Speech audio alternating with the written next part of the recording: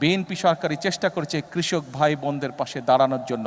আপনারা বিএনপির উপরে বিগত নির্বাচনে আস্থা রেখেছেন, ইনশাল্লাহ এই সরকার আপনাদের সেই আস্থার পূর্ণ মর্যাদা দিবে। আজকের এই অনুষ্ঠানে আমি বলতে চাই, এখন আমাদেরকে দেশ গড়ার সময়। কৃষক ভাইদের পাশে আমরা যেরকম দাঁড়াবো, একই সাথে আমরা আমাদের দেশের কৃষাণী বোন সহ আমাদের দেশের যে নারী সমাজ আছে, তারা হচ্ছে দেশের অর্ধেক, জনসংখ্যার অর্ধেক।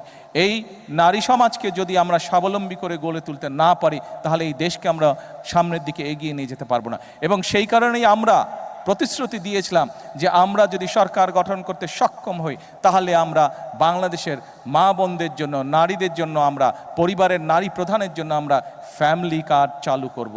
আল্লাহর রহমতে সেই কাজটিরও পাইলট প্রজেক্ট আলহামদুলিল্লাহ আমরা শুরু করতে সক্ষম হয়েছি এবং পর্যায়ক্রমিকভাবে আগামী 5 বছরের ভিতরে আমরা বাংলাদেশের চেষ্টা করব